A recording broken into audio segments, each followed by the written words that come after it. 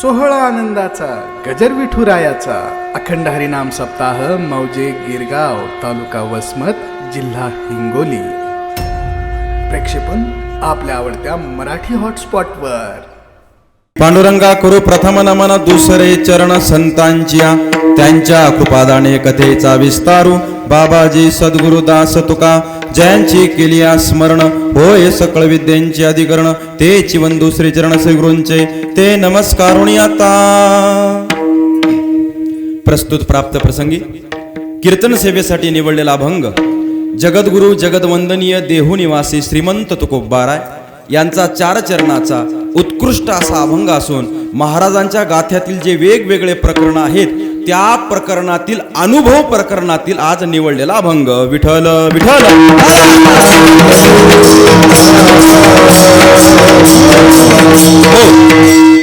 प्रस्तुत अभंग जगद्गुरु तुकाराम महाराजांचा असून अभंगाचा प्रतिपाद्य विषय असा आहे बघा. चिंतनाचा मुद्दा आहे. अभंगाचा पहिला शब्द आहे सावध आणि अभंगाचा दुसरा सुद्धा शब्द आहे सावध. म्हणजे सावध या शब्दाची दुरुक्ती या ठिकाणी तुकोबारायांनी साधलेली आहे. महाराज बोलतायत सावध झालो आणि सावध होऊन का धाब्यावर गेलो? नाही नाही. मग हरी चालो जागरणा. कुठे गेलोय? मी सावध झालोय. आता तुकोबारायांनी सावध हा शब्द 2 वेळेस का वापरला याचं चिंतन करू. पण सावध होऊन तुकोबाराय त्या ठिकाणी हरीच्या जागरणाला गेले. आता अभंगाचा भाव जर असा व्यवस्थित जर लक्षात घ्यायचा असेल तर या अभंगाकडे जरा संवादात्मक रूपातून पाहायचं आहे. जगद्गुरु तुकाराम महाराज आणि एक साधक. साधक म्हणजे तुम्ही आम्ही, बरं का. मग ज्यावेळेस तुकोबाराय म्हणतात मी सावध झालो आणि सावध होऊन हरीच्या जागरणाला त्या ठिकाणी गेलेलो आहे, पण हे ऐकल्यानंतर त्या साधकांनी प्रतिप्रश्न केला, महाराज तुम्ही सावध झालात आणि हरीच्या जागराला गेलात, पण नेमकं कुठं गेलात? जर आमच्या मनामध्ये इच्छा झाली की तुम्ही ज्या ठिकाणी गेलात तर त्या ठिकाणी आम्हालाही यायचंय, ते स्थळ कळायला पाहिजे ना. ठिकाण कोणतं आहे? मग ठिकाण सांगितलं. कोणतं? जेथे वैष्णवाचे भार जय जयकार गरजत असे. ते ठिकाण कोणतं आहे? जिथं आमची वैष्णवांची मांदियाळी आहे, जिथे आमचे सगळे टाळकरी मंडळी गायनाचार्य मंडळी बसलेली आहे. गायनाचार्य त्या ठिकाणी मंडळी गायन चालू आहे. मृदंगाचार्य महाराज आहेत, ते मृदंग वाजवत आहेत आणि सगळेजण भगवंताच्या नामामध्ये तल्लीन आहेत. त्या वारकऱ्याच्या सानिध्यामध्ये, त्या वैष्णवांच्या सानिध्यामध्ये त्या ठिकाणी जायचं आणि तिथे जाऊन हाताची घडी आणि तोंडावर बोट ठेवून बसायचं. बसायचं का नाही? काय करायचा? भगवंताच्या नामाचा जय जयकार करायचा. महाराज केला असता. तुम्ही म्हणता ते खरं असेल, पण आम्ही संसारिक माणसं आहे, संसारिक.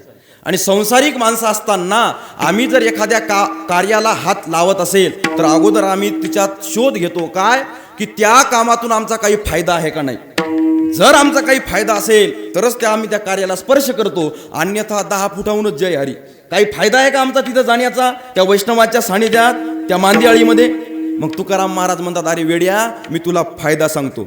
पळून गेली झोप होते पापाड जे. अरे आतापर्यंत कळत न कळत तुझ्याकडून जे काही पाप घडलं असेल, जे काही पाप, ती पाप रूपी जी झोप आहे ती पळून गेल्याशिवाय राहत नाही. बघा, संतात आणि देवात हा फरक आहे. चिंतन करू आपण, पुढे चिंतन करू.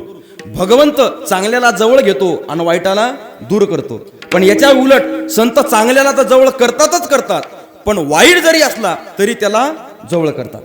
मग शेवटी तुकाराम महाराज त्या ठिकाणी सांगतात, तुका म्हणे तया ठाया ओल छाया कृपेची. ओल या शब्दाचा अर्थ आहे पुन्हा, परतून. काय पुन्हा? काय परतून? अरे पाप वाढलं म्हणून त्या ठिकाणी देवानी आपल्याला दूर केलं किंवा आपण देवाजवळ जाऊ शकलो नाही. पण आपण त्या संतांच्या सानिध्यामध्ये गेल्यानंतर आपली जी पापरूपी झोप आहे ती जळून गेली.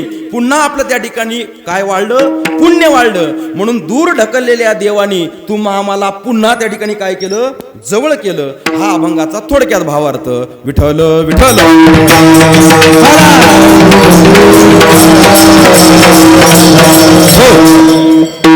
अभंगावर स्पष्टीकरण आणि उदाहरणपूर्वक बोलण्यापूर्वी कार्यक्रमासंबंधी पर्याय द्यायचा तो महत्वाचा आणि असा. आजची आपली कीर्तन रूपी सेवा मुक्कामी गिरगाव या गावामध्ये असलेली सर्वांना श्रुत आहे, सर्वांना माहिती आहे. सालाबर्त प्रमाणे याही वर्षी छत्रपती शिवाजी महाराज यांच्या जयंतीनिमित्त मला वाटते महाराष्ट्राच्या पाठीवर, भारताचं जाऊ द्या, पण महाराष्ट्राच्या पाठीवर छत्रपती शिवाजी महाराजांच्या जयंतीनिमित्त सप्ताह आयोजन करणारं कोणतं ठिकाण असेल तर एकमेव माझ्या माहितीतलं गिरगाव. हा, एखादं कीर्तन होत असेल म्हणजे त्याला काय आपल्याला नावबोट ठेवायचं नाही, एक असो का जास्त असो, पण सप्ताहाचं नियोजन तिच्यात करायचं, कथेचं नियोजन तिच्यात करायचं, ज्ञानेश्वरीचं नियोजन तिच्यात करायचं, वेगळा वेगळा भाव आपल्याला तिच्यात पाहायचा आहे. म्हणून आपलं करावं तितकं कौतुक कमी आहे, करावं तितकं कौतुक कमी आहे. आणि एवढं चांगलं शिस्तबद्ध नियोजन त्या ठिकाणी तुम्ही केलंय. तसं हे शेवटी बोलतात शेषराव महाराज, पण मला दम नाही निघला नाही का. म्हणून एवढं चांगलं त्या ठिकाणी शिस्तबद्ध त्या ठिकाणी नियोजन, सगळ्या गोष्टीचं वेगळ्या प्रकारे सांगण्याची गरज नाही आणि ते मी शब्दात सांगू सुद्धा शकत नाही. म्हणून मी बोलतो कशा करताना तुमचं करावं तितकं कौतुक कमी आहे. कमी याच्यासाठी आहे कारण की काळ कशाचा होता, गेला 9 महिने 10 महिने किंवा 1 वर्ष म्हणलं तरी चालेल. हा 1 वर्ष जो काळ गेलाय तो कशाचा गेलाय, कोरोनाचा गेला. तुम्ही म्हणसाल महाराज त्याचं टेन्शन गेलं नाही, कशाला त्याचं नाव घेताय तुम्ही, नाही का. कोरोनाचा काळ गेलाय, पण मी मुद्दाम त्याचं नाव घेतलंय, कौतुक तुमचं करतोय की एवढं मोठं नियोजन एवढ्या कोरोनाच्या काळामध्ये सुद्धा तुम्ही त्या ठिकाणी करताय, नाही का. कोरोना आला नाही अशातला भाग नाही, पण जसं एका नाण्याला 2 बाजू असतात तशा संकटालाही 2 बाजू असतात महाराज. एखाद्या कुटुंबावर लक्ष देऊ नये का मी बोलतो काय, एखाद्या कुटुंबावर साधारण जरी संकट आलं तर महिना जातो त्या कुटुंब प्रमुखाचा की हे संकट माझ्यावर का आलं आणि हे पुन्हा संकट माझ्यावर येऊ नये याच्यासाठी मी काय केलं पाहिजे. महिना जातो महाराज. कुटुंबावर सोडा, गावावर सोडा, राज्यावर सोडा, देशावर सोडा, तर कोरोनाचं संकट हे जगावर आलं होतं का नाही. मग मुळात का आलं होतं याचे कारण मीमांसा व्हायला नको. बरं आलं होतं तर पुन्हाही येऊ नये याच्यासाठी आपण काय केलं पाहिजे याचे कारण शोधायला नको. प्रत्येक गोष्टीचं चिंतन एवढं मोठं संकट आल्यावर आपण त्या ठिकाणी करायलाच पाहिजे. का बरं एवढं मोठं संकट आलं महाराज सांगतायत, तू का म्हणे पापे येथील रोगाची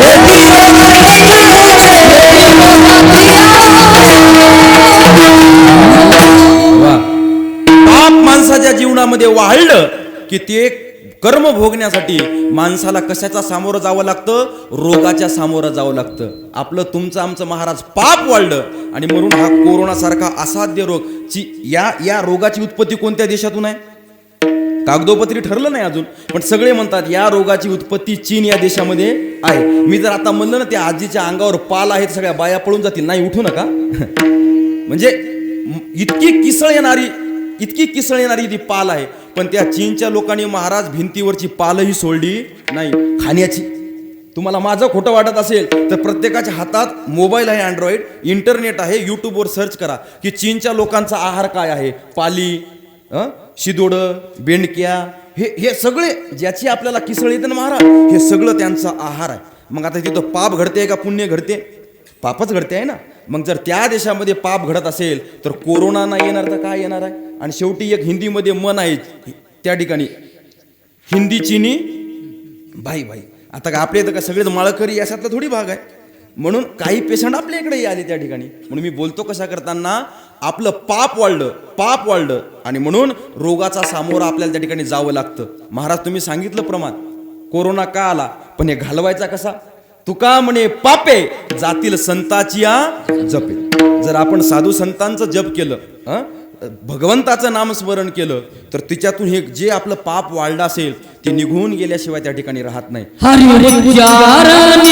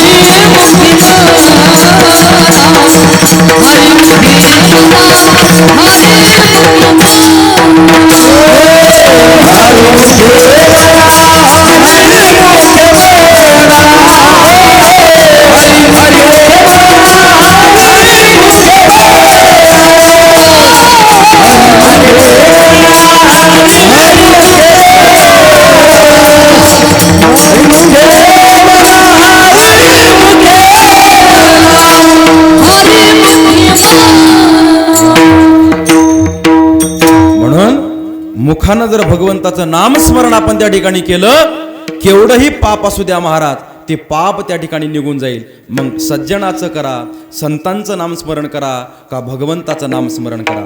एरवी करा म्हणल्यावर आपल्याकडून होणार नाही, पण सप्ताहाचं नियोजन असू द्या.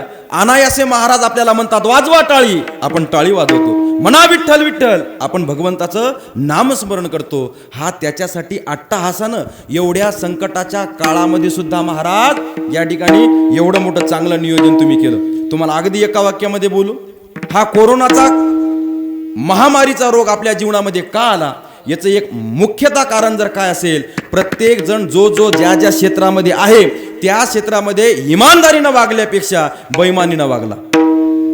जगामध्ये अत्याचार वाढला. आणि हा कोरोना म्हणजे आता संकट गेला असं समजू नका. हा फक्त मिस कॉल आहे बरं, अजून कॉल यायचाच राहिला. माहित आहे मला, म्हणून मी बोलतो कशा करताना हे सावध होण्यासाठी आहे, सावध होण्यासाठी. चिंतन करू पुढं आपण, पण मी बोलतो कशा करताना लक्षात ठेवा. एक व्यक्ती भेटला मला त्या मागच्या दिवसामध्ये. मग महाराज काय चालू आहे? मी म्हटलं काय नाही बाबा, 6 महिन्यापासून घरीच आहे. अजून किती दिवस घरी राहावं लागेल काय माहित. होणारच होतं. एक दिवस तुमचं दुकान बंद. अरे दुकान? एक दिवस तुमचं दुकान बंदच होणार होतं. मी म्हटलं काय झालं असं? आमच्या गावात एक महाराज आले होते. मग 100 रुपये पॉकेटमध्ये कमी भरले. 100 रुपये तोंडावर पॉकेट फेकून दिलं त्यानं. मी म्हणलं फेकायला नव्हतं पाहिजे. त्यांच्याकडून मी क्षमा मागतो. ज्या महाराजांनी 100 रुपयासाठी तुमच्या तोंडावर पॉकेट फेकलं, तुम्हाला कळत नाही का? जो महाराज 100 रुपयासाठी तुमच्या तोंडावर पॉकेट फेकतो त्याच्या तारखा घेताच काऊन तुम्ही? महाराष्ट्रामध्ये गुरुवर्य मंडळी नाही की जी त्या ठिकाणी केवळ आणि केवळ सेवा करण्यासाठी त्या ठिकाणी फिरते आणि खरं परिवर्तन त्यांच्यामुळे होते. विठ्ठल विठ्ठल.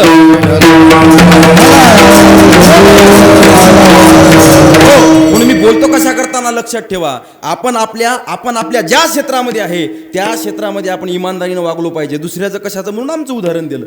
काय करतोय आपण? याची टोपी त्याच्या डोक्यात, त्याची टोपी याच्या डोक्यात.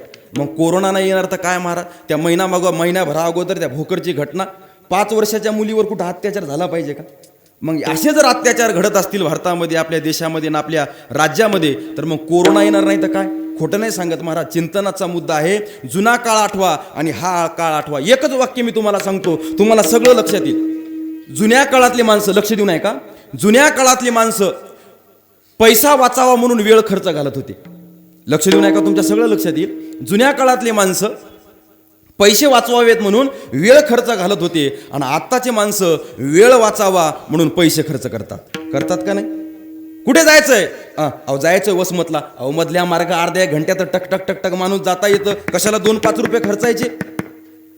पैशाला पैसा लावून ठेवत होते. आता बिस्लेरीची बॉटल आणि त्या मोटरसायकलच्या इंजिनमध्ये घुसवायची, ते चालला संडासला. अरे गाडी घेऊन संडासला. बाहेर जायला नाही पाहिजे. पण मी बोलतो कशा करताना लक्षात घ्या, जुन्या काळामध्ये भौतिक सुख फार कमी होतं, पण मानसिक सुख फार फार जास्त होतं. जुनी मंडळी इथं बसलेली आहे, त्यांना विचारा, 5 भावामध्ये एक ड्रेस. 5 भावामध्ये एक ड्रेस. आई उद्या मला गावाला जायचंय, दादाला सांग मी ड्रेस घालील म्हणून. त्या तांब्यामध्ये कोळसे टाकायचे, त्यानं प्रेस करायची आणि ड्रेस लपून ठेवायचा.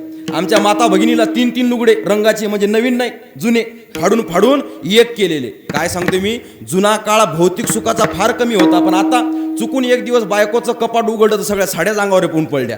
वाचवा म्हणून ओरडावं लागलं. खोटं नाही सांगत महाराज. म्हणून जुन्या काळामध्ये चटणी भाकरही शिळी, पण भावानं एका ताटामध्ये एकमेकाच्या मुखामध्ये घास भरावा. आता ताटामध्ये मिष्टान नाही, पण भाऊ भावाच्या तोंडाकडे पाहायला तयार नाही. जुना काळ मी सांगतोय, आपल्या मराठी भाषेमध्ये म्हण आहे, जुनं ते सोनं. आताची आपल्या पायातली चप्पल किचन पर्यंत पोहोचली का नाही?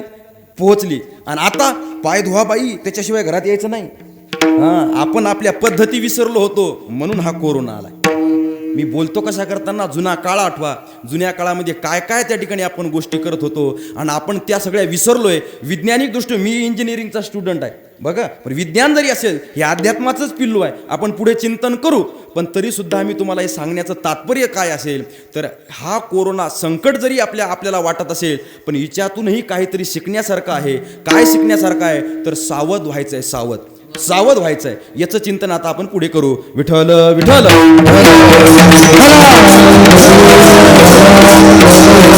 म्हणून फार फार फार फार चांगलं त्या ठिकाणी नियोजन आहे. जवळजवळ 11वं वर्ष या ठिकाणी आहे आणि पुढच्या वर्षी 12वं म्हणजे तपपूर्ती आणि फार आनंदाने तो तपपूर्ती सोहळा तुम्ही त्या ठिकाणी साजरा करणार याची शाश्वती सुद्धा मला आहे महाराज. लक्षात घ्या, सकाळी काकडा आरती असेल, ज्ञानेश्वरी पारायण असेल, रामकथा असेल, हरिपाठ असेल, हरिकीर्तन, हरिजागर, ज्ञानदान, अन्नदान, श्रमदान सगळ्या गोष्टींनी युक्त आपला असलेला अखंड हरिनाम सप्ताह आहे. अखंड हरिनाम सप्ताह आहे. प्रत्येक गोष्टीचं महत्व आहे महाराज. ज्ञानेश्वरी पारायण श्री हरिभक्तपरायण गुरुवर्य रामभाऊ महाराज राऊत यांच्याकडे पाठाला असताना त्यांच्या मुखातून ऐकलेला एक प्रसंग लक्ष देऊन ऐका. ते म्हणायचे, बरीचशी मंडळी उपस्थित असलेली त्या ठिकाणी आळंदीला गेली असेल. आळंदीला गेल्यानंतर इंद्रायणीच्या काठावर केंद्रीय महाराजांनी ज्ञानेश्वरीचं मंदिर बांधलेलं आहे ना, फार मोठं आहे. पण ज्यावेळेस केंद्रीय महाराज आळंदीला पहिल्या वेळेस गेले आणि गेल्यानंतर गुरूंचं दर्शन घेतलं, सांगितलं, महाराज मला तुमचं शिष्य व्हायचंय, मला तुम्हाला गुरु करून घ्यायचंय. म्हणजे काय हरकत नाही. पवित्र तुळशीची माळ गळ्यामध्ये घातली, रामकृष्ण हरीचा मंत्र दिला आणि जगाचा भवसागर तरुण जाण्यासाठी उपदेश दिला. पवित्र ज्ञानेश्वरीचा ग्रंथ घे, संजीवन समाधीचं दर्शन घे, आजान वृक्षाखाली जाऊन बस आणि ज्ञानेश्वरीचं पारायण कर. हा गुरुचा उपदेश ऐकला आणि केंद्रीय महाराजांचे डोळे डबडबले. केंद्रीय महाराज रडू लागले. काय झालं, का रडतोयस? कोणी मारलंय का? नाही बाबा. कोणी रागावलंय? नाही. काही दुखतंय का? काहीच नाही. मग रडतोयस का? जगाचा भवसागर तरुण जाण्याचा उपदेश तुम्ही मला दिला, पण मी अभागी, अंगठे बहादर, मला वाचता लिहिता येत नाही. मग पवित्र ज्ञानेश्वरीचा ग्रंथ जिच्यात 9000 ओव्या आहेत तो वाचू कसा? म्हणून मला रडू येते. घाबरू नको, रडू नको. पवित्र ज्ञानेश्वरीचा ग्रंथ घे, संजीवन समाधीचं दर्शन घे, आजान वृक्षाखाली जाऊन बस आणि ग्रंथ घेऊन पारायण कर. वाचू नको, पारायण. पण कोणतं? हस्तपारायण, स्पर्श पारायण. फक्त ओवीवरून बोट फिरव. ऐका, गुरुचा आदेश शिरोधार्य मानला. पवित्र ज्ञानेश्वरीचा ग्रंथ घेतला, समाधीचं दर्शन घेतलं, आजान वृक्षाखाली जाऊन बसले आणि ज्ञानेश्वरीचं स्पर्श पारायण करू लागले. 1, 2, 3, 50 शेकडो ज्ञानेश्वरीचे पारायण झाले. ज्या केंद्रीय महाराजांना स्वतःचं नाव लिहिता येत नव्हतं, त्या केंद्रीय महाराजांना ज्ञानेश्वरीचा ग्रंथ मुखोद्गत झाला. ही ताकद ज्ञानेश्वरी.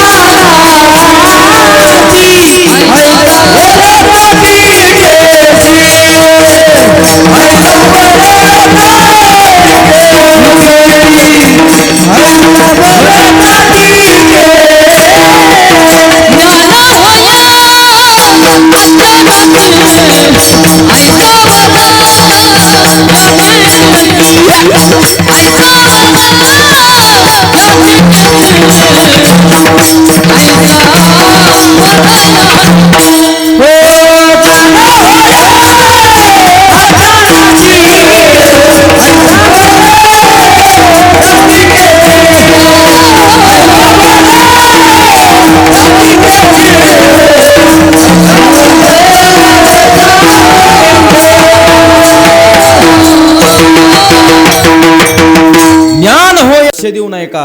अज्ञानी जरी असाल तर ज्ञानी होसाल. ज्ञानी जे ज्ञानेश्वरीच्या पारायणाला बसले असतील ना, त्यांना आपली पाड थोपटून घ्यावी. 2च दिवस झालेत, वेळ गेली नाही. उद्यापासूनही बसा. गेलेल्या 2 दिवसाच्या ज्या ओव्या आहेत ते घरी पूर्ण करा.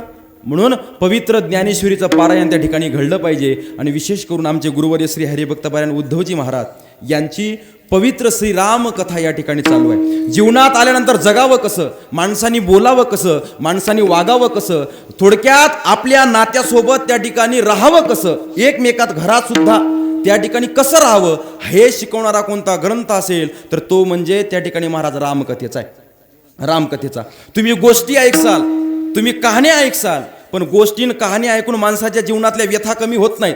तुम्हाला तुमच्या जीवनातल्या व्यथा जर कमी करायच्या असतील तर त्याच्यासाठी तुम्हाला श्रवण करावी लागेल कथाच. त्याच्याशिवाय जीवनातल्या व्यथा तुमच्या कमी होणार नाहीत. आम्ही महाराष्ट्रभर फिरत असताना एका गावात गेलो आणि गावात गेल्यावर ज्या घरी बसण्याची व्यवस्था होती तिथं असं हॉलमध्ये बसलो आणि बाजूला किचनमध्ये अशी मध्ये भिंत होती, पण त्या भिंतीला खिडकी होती. लक्ष देऊ नये का? भिंतीला खिडकी होती, भिंतीला खिडकी. आणि भिंतीला खिडकी असताना किचनमध्ये काय चाललंय संवाद हे आमच्या कानावर चालला होता. सासूबाई सुनबाईला सांगत होती, अगं सुनबाई ऐकतेस का गं, गावात सप्ताह आहे, अन्नदान चालू आहे, बाळूही गेलाय आणि म्हातारही जेवायला गेलंय, तू आणि मी दोघीच जेवण करणार आहेस, मग कशाला उंडा चुरायचा, पोळ्या लाटायच्या, भाजी कापायची, शिजवायची, एवढा अट्टहास केल्यापेक्षा आपल्या 3 शिट्ट्याचा कार्यक्रम होऊ दे. खिचडी. सुनबाईला आनंद झाला, चला आज जास्त काही मेहनत करण्याची गरज नाही, म्हणून त्यांची खिचडी तयार झाली, दोघेही जेवायला बसल्या. पण काय झालं कुणास ठाऊक, त्यांचा वाद चालू झाला. मी लक्ष देऊन ऐकू लागलो. शेषराव महाराज म्हणलं कीर्तनात सांगाय कामा पडेल नाही का. त्या दोघींचा वाद चालू झाला. सासूबाई रागत होती, का ग कळत नाही तुला, कळत नाही, एवढे देवानी 2 चांगले डोळे दिले, पण तांदूळ निसताना त्या तांदळातला एक खडा तुला दिसला नाही, माझ्या दाताखाली आला होता, पडला असता म्हणजे आता ती काय त्रेतायुगातली सीतामाता होती की काय, कडक भडक लक्ष्मीच कलियुगातली. तिनंही प्रत्युत्तर दिलं, सासूबाई त्या देवाने मला 2 डोळे दिले हे खरं आहे, त्याच देवाने तुम्हाला 32 दात दिले, त्या 32 दातांनी एक साधा छोटा खडा चावता आला नाही, मुकाट्यानं खिचडी गिळली त्या म्हातारीनं.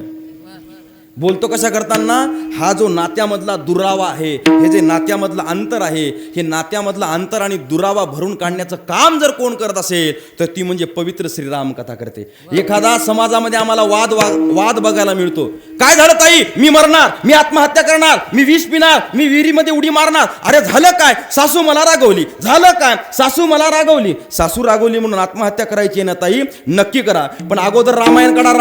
रामायणामधली सीतामाता कोण होती? सीतामाता देवाची बायको, राजाची लेक, राजाची सून, वनवास नसताना पातिव्रत्य धर्माचं पालन करण्यासाठी 14 वर्ष नवऱ्यासोबत वनवासात गेली, रोज रात्री डोक्याखाली दगड घेऊन झोपली, पण एक साधी तक्रार केली नाही. ही कथेतली सीतामाता कळाल्याबरोबर हातातला विषाचा डब्बा आणि डोक्यातला आत्महत्येचा विचार बाजूला गेल्याशिवाय राहणार नाही. ही ताकद रामकथेची आहे. विठ्ठल विठ्ठल.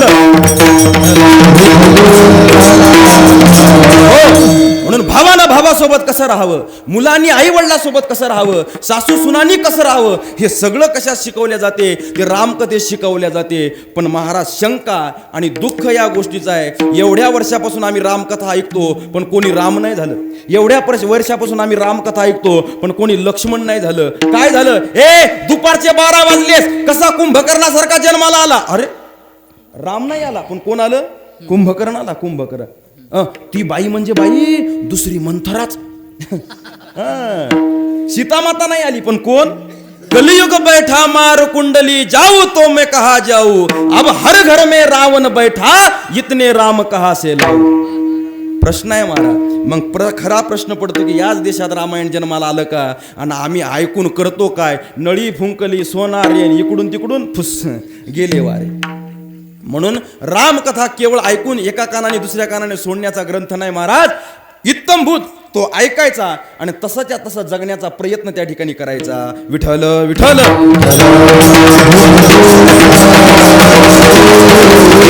म्हणून मी बोलतो कशा करताना लक्षात असू द्या किती कौतुक आणि किती प्रस्तावना त्या ठिकाणी करावी. म्हणून मी बोलतो कशा करताना एवढं चांगलं नियोजन आहे. मी ज्ञानाने, अनुभवानी, वयानी, प्रत्येक गोष्टीने त्या ठिकाणी लहान आहे, तरी सुद्धा प्रेमापोटी तुम्ही मला या ठिकाणी आमंत्रित केलं. म्हणून सप्ताह कमिटी, गावकरी मंडळी या सप्ताहाला प्रत्यक्ष अप्रत्यक्षरित्या जे जे कोणी सहकार्य करत असेल त्यांचे या ठिकाणी मी आभार मानून माझ्या वाणीला वाट मोकळी करतो आणि अभंगाकडे वळतो. विठ्ठल विठ्ठल.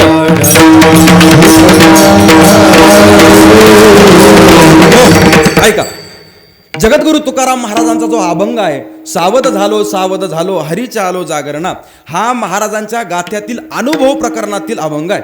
बघा, माणसं जगत असताना माणसाच्या जीवनामध्ये अनुभव फार महत्वाचा असतो. अशी फेट्यावाली जुनी मंडळी इथं बसलेली आहे ना, ही आम्हाला सांगत असताना त्या ठिकाणी बोलते, अरे बाबांनो आमचं ऐका रे. का? कारण की तुमच्यापेक्षा पावसाळे उन्हाळे आम्ही काय पाहिले, जास्त पाहिले. पावसाळे उन्हाळे जास्त पाहिले. त्या बोलण्याचा अर्थ असा असतो, तुम्ही आज ज्या वयामध्ये आहात ना, याच वयामध्ये आम्ही 50-60 वर्ष अगोदर होतो. म्हणून आमच्याकडून ज्या काही चुका घडल्या त्याचा अनुभव आमच्या पाठीशी आहे. म्हणून तुम्ही काय करा, आमचं ऐका. किंवा याच्याहीपेक्षा मराठी भाषेमध्ये एक मन आहे, माणसाला एकदा ठेच लागली ना की माणसं जरासं बघून आणि व्यवस्थित चालतात. पण शोकांतिका आहे, दोन्ही पायाचे 10 बोटं फुटून गेले, गावातला एकही रस्त्यावरचा दगड आपण साबूत ठेवला नाही तरी त्या अनुभवातून काही शिकलो नाही. का नाही शिकलो याचं कारण आहे. कारण की संतांनी सांगितलेला अनुभव वेगळा आणि तुम्ही आम्ही जगतोय तो अनुभव वेगळा. याचं चिंतन करू. पण अनुभव जीवनामध्ये किती महत्त्वाचा आहे तो बघा. गावातला एक मुलगा शहरामध्ये शिकायला गेला, ॲग्रिकल्चरचं शिक्षण घेऊन आला. शिकू नाही मी या मताचा नाही, पण बघा तुम्ही शिक्षण सुरू असताना प्रॅक्टिकल होत असतात. प्रॅक्टिकल नाही का, कोणतं केमिकल कोणत्या केमिकलमध्ये टाकलं म्हणजे काय रिॲक्शन होते, कोणतं टर्मिनल कुठं जॉईन केलं म्हणजे कुठे बल्ब लागतो, हे काय होत असतं प्रॅक्टिकल. याला काय म्हणतात अनुभव. शिकू नाही मी या मताचा नाही, लक्ष देऊ नये का. ॲग्रिकल्चरचं शिक्षण करून गावामध्ये आला आणि आल्यानंतर त्यांनी विचार केला एवढ्या मोठ्या मोठ्या इंग्लिश पुस्तकाचा मी अभ्यास केलाय, मग याचा काहीतरी फायदा झाला पाहिजे ना. मग काय करावं, शेतात जाऊन बाबांना शिकवावं की शेती कशी करतात. अरे जे तरुणाचे माथारच शेतामध्ये काम करू करू झाले, काळे केस पांढरे बाबांचे शेतात काम करू करू झाले, त्यांना आपण जाऊन काय शिकवणार शेती कशी करतात. पण गेलं बिचार. बाबा कोणत्या तरी एका बाऱ्यामध्ये एका पिकाला खत देत होते. हे तिथं गेलं म्हणे, बाबा हे जे तुम्ही वांग्याच्या झाडाला खत टाकताय ना, हे खत टाकू नका, मी जे सांगतो ते खत टाका म्हणजे याला फार वांगे येतील. बाबा म्हणले जगाच्या पाठीवरचं कोणतंही खत सांग, कितीही खत टाकायला सांग, याला एकही वांग येणार नाही. ते म्हणे का, ते म्हणे झाडच टमाट्याचं आहे. आता हे झाड वांग्याचं आहे का टमाट्याचं आहे हे जर शिकून त्याला फायदा कळाला नसेल तर त्या शिक्षणाचा काही अर्थ आहे का. नाही. मी बोलतो कशा करताना अनुभव आले अंगा आणि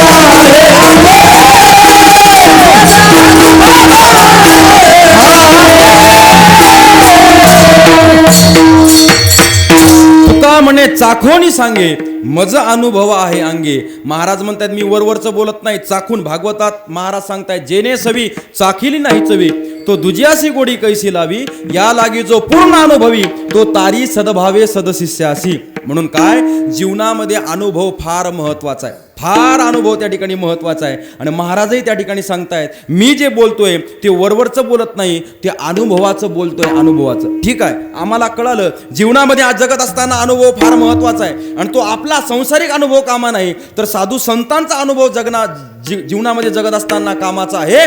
मग आपल्याला अनुभव घ्यायचा आहे तर तो कोणाचा घ्यायचा आहे, तो साधू संतांचा घ्यायचा आहे. तो जगद्गुरु तुकाराम महाराज किंवा आधी करून त्या सगळ्या संत मंडळीचा त्या ठिकाणी अनुभव घ्यायचा आहे. हे आमच्या त्या ठिकाणी लक्षात आलं. पण महत्वाचा मुद्दा असा आहे की महाराजांना आजच्या या अभंगाची जी योजना केली ही का केली असावी. तुकाराम महाराजांना हे अभंग का स्फुरले असावे, तुकाराम महाराजांना का वाटलं असावं की हा अभंग मी त्या ठिकाणी लिहिला पाहिजे. याचं कारण आहे की जे तुम्हा आम्हाला लक्षात आलं नाही ते जगद्गुरु तुकाराम महाराजांना लक्षात आलं. काय, याच देही घडे देवाचे भजन. Oh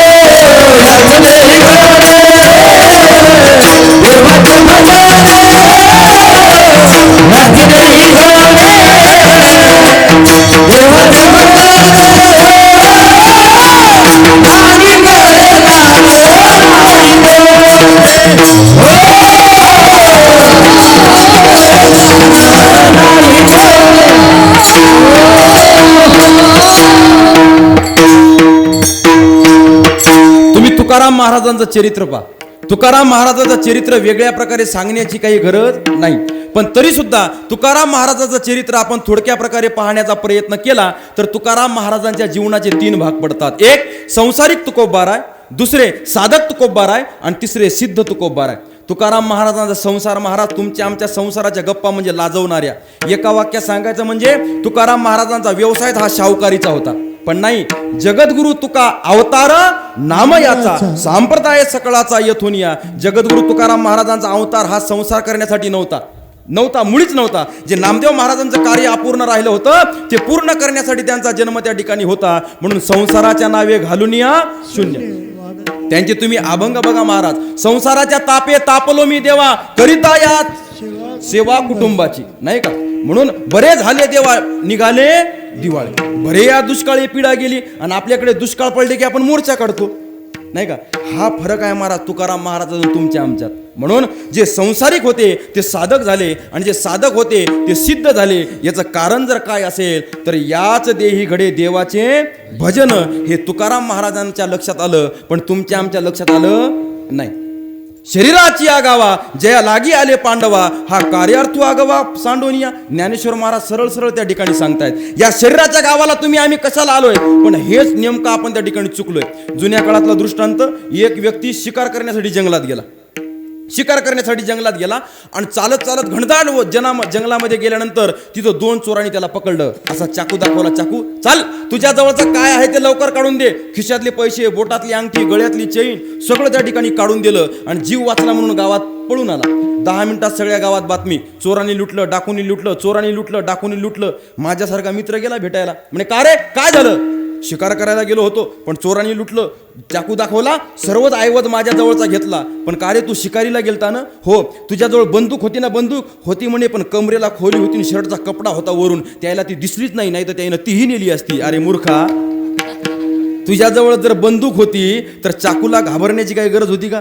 नुसता हवेत जळी गोळीबार केला असता तर चोर तिथं थांबला असता का. नाही. पण कळालंच नाही ना या देहाची किंमत, आपल्याला कळलीच नाही. बघा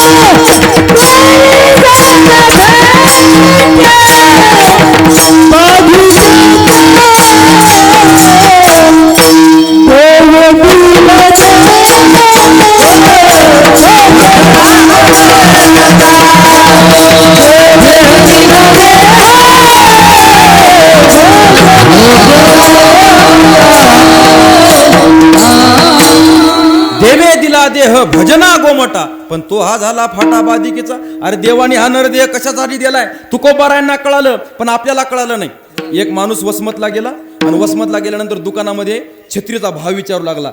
छत्री आहे का म्हणे आहे ना. ही केवढ्याची आहे. 100 रुपयाची. ही 200ची. ही 500ची. अरे बापरे 500ची छत्री, काय गॅरंटी वॉरंटी. ते म्हणे 100 वर्ष. काय लबाड बोलता राजू, साधी फडक्याची छत्री 100 वर्ष कशी टिकेल. म्हणे 101% 100 वर्ष टिकेल. अटी मात्र 2च. काय, पावसात भिजू द्यायची नाही, उन्हात तपू द्यायची नाही. मग लटकून ठेवायची फक्त. बस घरात लटकून ठेवलेल्या छत्रीप्रमाणे तुमच्या आमच्या देहाची गत झालेली आहे. कशाला जन्म झालेला आहे, आपण परिपूर्ण ते विसरून गेलो आहे. परिपूर्ण जे करायचं नाही त्याच्या मागे आपण जातोय आणि जे करायला पाहिजे त्याच्या मागे मात्र आपण त्या ठिकाणी जात नाही. हे तुकाराम महाराजांच्या लक्षात आलं आणि तुकाराम महाराजांनी तुम्हा आम्हाला काय केलं. अभंगाचं पहिलं चरण.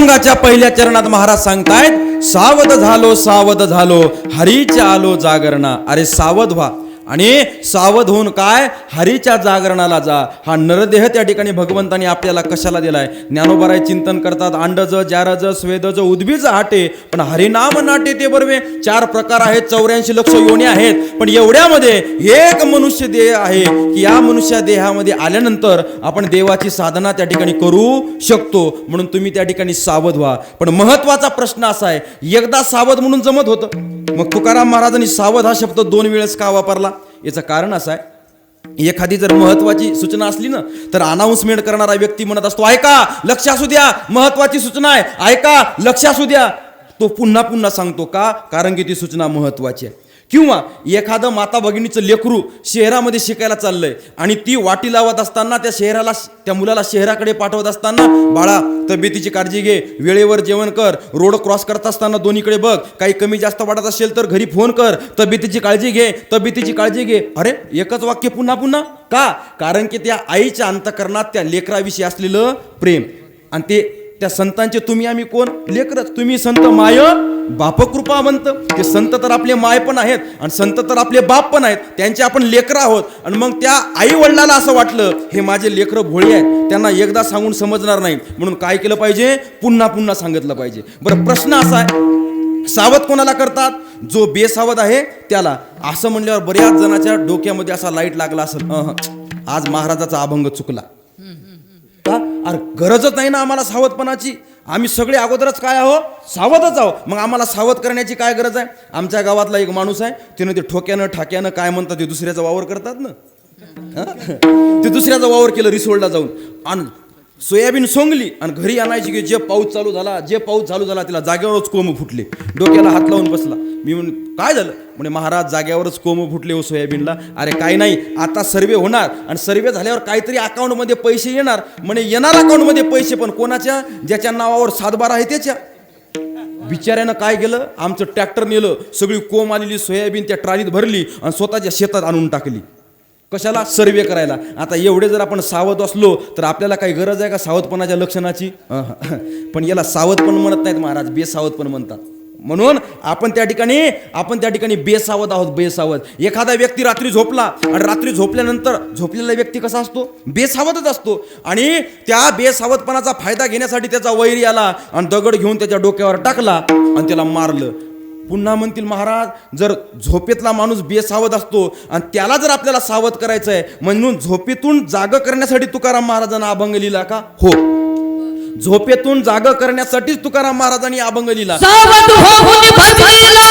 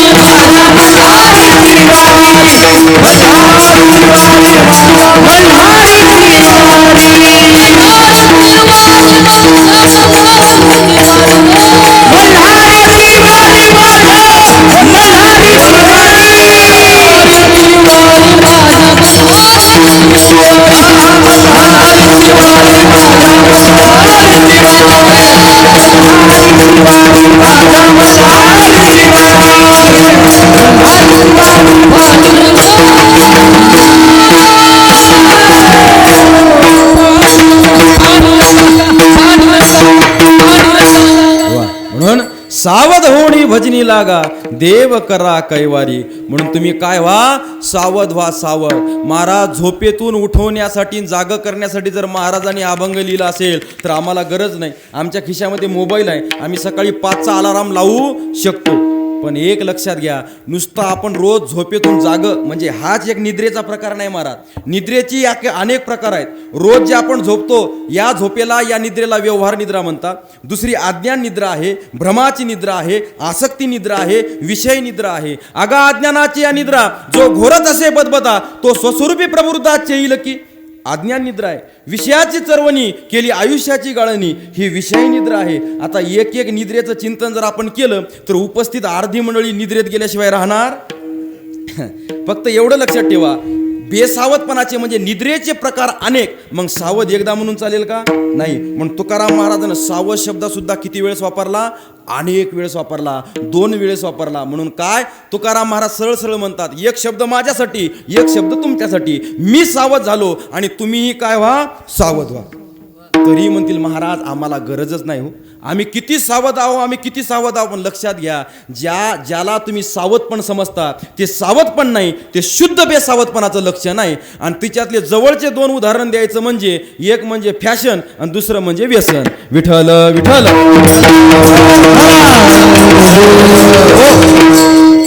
फॅशन करू नाही मी या मताचं नाही. जीन्स पॅन्ट टी शर्ट घातली पाहिजे, गॉगल लावून गाडीवर फिरलं पाहिजे, मोबाईल लॅपटॉप वापरला पाहिजे, फ्लुएंटली इंग्लिश बोलता आली पाहिजे. पण लक्षात घ्या, याचा वापर झाला पाहिजे पण अतिरेक होता कामा नाही.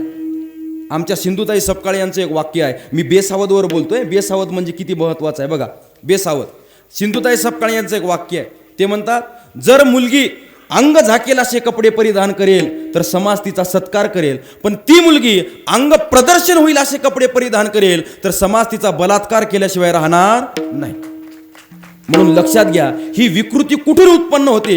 ही विकृती आपल्यातून उत्पन्न होते, आपल्यातून. म्हणून आपण कसं वागतो, आपण कसं वागायला पाहिजे. त्या टीव्हीवर एकदा ॲडव्हर्टाईज आली, आमच्या गावातल्या एका मुलीनं पाहिली. ती ॲडव्हर्टाईज होती महाराज कोणत्या तरी शॅम्पूची होती आणि तिच्यात त्या मुलीनं हिरोईननं ॲक्टिंग करणाऱ्या तिची हेअरस्टाईल कर्ली हेअरस्टाईल होती. अशी कुरुळी कुरुळी केस होती. आपल्याला नाही कळणार, ते मुलींना कळेल. कर्ली हेअरस्टाईल होती. तिला वाटलं अशी हेअरस्टाईल आपलीही झाली पाहिजे. म्हणून काय करावं, तिनं ती लोखंडी फुकणी घेतली आणि चुलीत घातली. ती केली गरम आणि फिरवली केसात.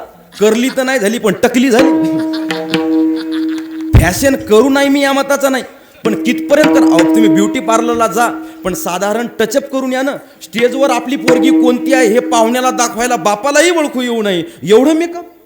म्हणून मी बोलतो कशा करताना फॅशन जरूर करा, पण करत असताना आपली हद्द काय आहे, आपली संस्कृती काय सांगते याचाही तुम्ही त्या ठिकाणी विचार केला पाहिजे. म्हणून त्या फॅशनला आपण काय समजतोय? सावधपण समजतोय. पण लक्ष देऊ नये का, ते सावधपण नाही, ते शुद्ध बेसावधपण आहे. आणि दुसरी गोष्ट आहे महाराज, लाज वाटते सांगत असताना व्यसन, त्याला आपण सावधपणाचं लक्षण समजतोय. 4 चौघात एखादी ब्रिस्टॉल पेटवली, तो जर धूर उडवला तर लोकांची छाती फुगते. काय आम्ही किती मोठे. मोठे नाही महाराज, सगळ्यात छोटे तुम्हीचा. हे सावधपणाचं लक्षण नाही, हे शुद्ध बेसावधपणाचं लक्षण आहे. पुण्याच्या मनपा बस स्टँडला उभा होतो, नेहरू शर्ट पैजामा घालून एक व्यक्ती आला माझ्याजवळ, म्हणे जय हरी महाराज. मी म्हणलं जय हरी. महाराजात का? हो. तंबाखू खाता का? तंबाखू. मी म्हणलं तंबाखू नाही बापा. 10 मिनिटं झाली, ते गुटक्याची पुडी घेऊन आला.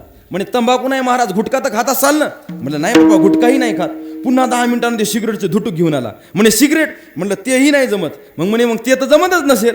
म्हणलं तेही नाही जमत. म्हणे गवत खाता का? म्हणलं असं का आडवं बोलते बाबा हे, गवत खाता का गवत? मी म्हणलं नाही. म्हणे वाटलंच. काय? म्हणे माणूस म्हणून जगायची अक्कल नाहीच नाही आणि जनावर म्हणूनही नाही.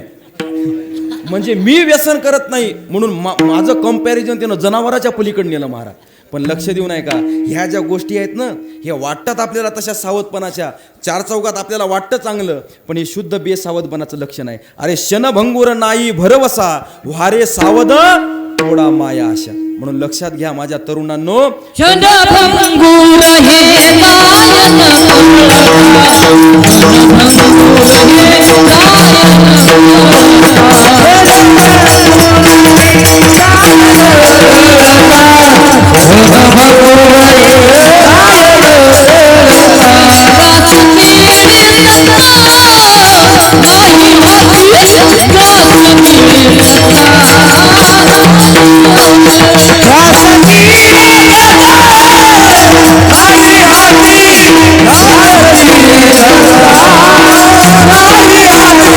Hey!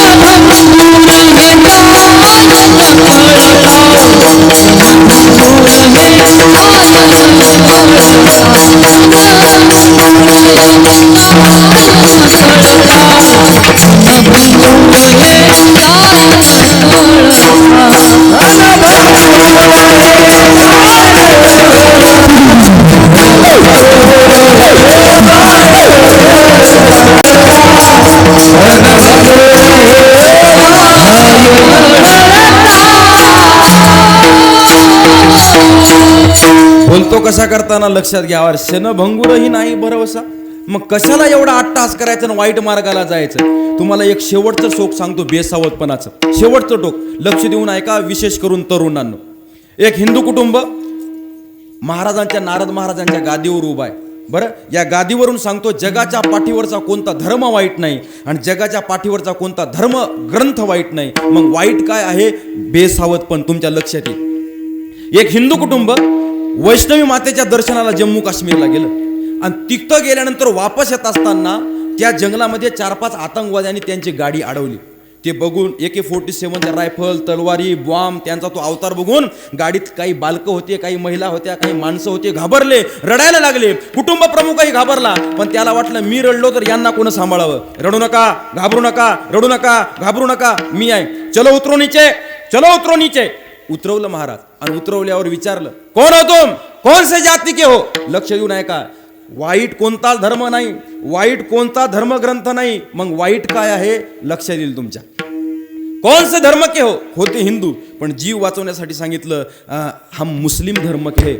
एका दुसऱ्यानं बारीक नजरेनं पाहिलं, म्हणजे मला तर वाटत नाही रे मुस्लिम धर्माचे आहेत म्हणून. खरं सांगा, मुस्लिम आहेत का?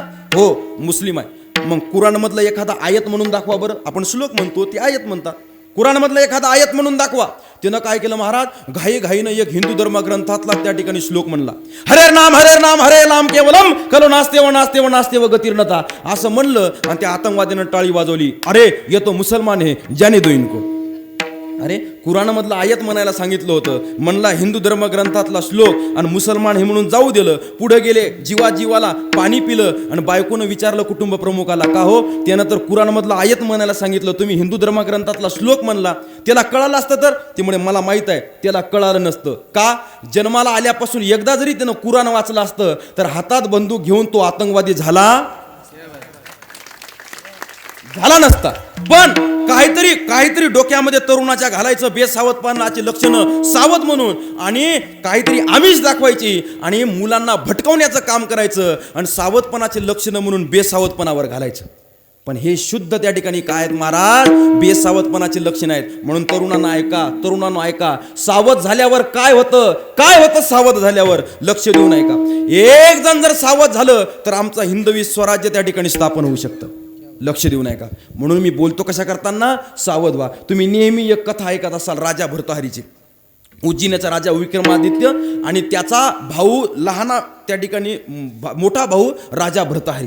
राजा भर्तहरीच्या त्या ठिकाणी राजमहालामध्ये एक साधू आले आणि साधू आल्यानंतर तो राजा भर्तहरी त्या साधूची टिंगल करू लागला. काय महाराज, भगवे वस्त्र परिधान केले, कळत नाही का तुम्हाला? आमच्यासारखा संसार केला असता, बंगला बांधला असता, मुलं बाळ झाले असते, किती आनंदात राहिले असते. पण संतांचं चरित्र महाराज, मी तुम्हाला अगोदरही बोललो, संत असे आहेत, चांगल्याचं चांगलं करतातच, पण वाईटाचंही चांगलं करतात. हा संतांचा स्वभाव आहे महाराज. आधी करून सगळ्या साधू संतांचं चरित्र तुम्ही बघा. ज्या समाजाच्या विकासासाठी साधू संत झटले, त्याच समाजाने आमच्या साधू संतांवर अत्याचार केले. काय गुन्हा होता, काय चूक होती आमच्या ज्ञानोबरायांची त्यांच्या भावंडाची? विठ्ठलपंत आणि रुक्मिणी माता त्या ब्राह्मणाच्या दारावर जाऊन हात जोडून विनंती करत होते, अरे जी काही चूक आहे ती आमची आहे, जी काही शिक्षा द्यायची ती आम्हाला द्या, पण आमच्या बाळांचा संस्कार त्या ठिकाणी करा आणि समाजामध्ये त्यांना स्वीकृती करा, समाजामध्ये त्यांना सामील करून घ्या. पुस्तक उघडलं आणि सांगितलं, तुमच्या लेकरांना समाजामध्ये घ्यायचं असेल तर एकच करायचं, काय? देहांत प्रायचित्त. त्याही काळामध्ये आई वडिलांनी आपल्या मुलाच्या भविष्यासाठी आपल्या जीवाची पर्वा केली नाही आणि आजही आई वडील आपल्या मुलाच्या भविष्यासाठी आपल्या जीवाची पर्वा करत नाहीत. 2 पत्र लिहिले.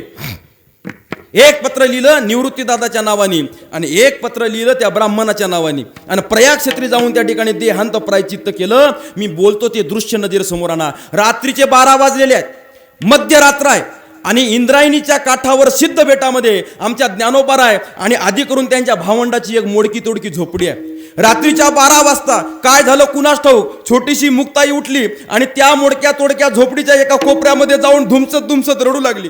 रडण्याचा आवाज जेव्हा ज्ञानोबारायांच्या कानावर आला, अंगणामध्ये एखादं खेळणारं लेकरू आहे आणि स्वयंपाक खोलीमध्ये आई काम करते आहे, पण काम करत असताना आईच्या कानावर जर बाळाचा रडण्याचा आवाज गेला, कितीही महत्त्वाचं काम असू द्या, ती आई काम टाकून देते आणि त्या बाळाला जाऊन कडेवर घेते आणि काय झालं म्हणून चौकशी करते. ज्ञानोबारायांना सुद्धा त्या ठिकाणी मुक्ताई मातेचा रडण्याचा आवाज त्यांच्या कानावर पडला. कानावर पडल्यानंतर ज्ञानोबाराय उठले. आईनं जसं लेकराला जवळ घ्यावं तसं ज्ञानोबारायांनी मुक्ताई मातेला जवळ घेतलं. आपल्या छातीला कवटाळलं, प्रेमाचा हात तिच्या पाठीवरून फिरवला आणि विचारलं, मुक्ताई काय झालं ग, का रडतेस, का रडतेस, कुठं मारलंय का? नाही दादा, कोणच मारलं नाही. मग कोणी रागावलं? नाही दादा, कोणीच नाही रागावलं.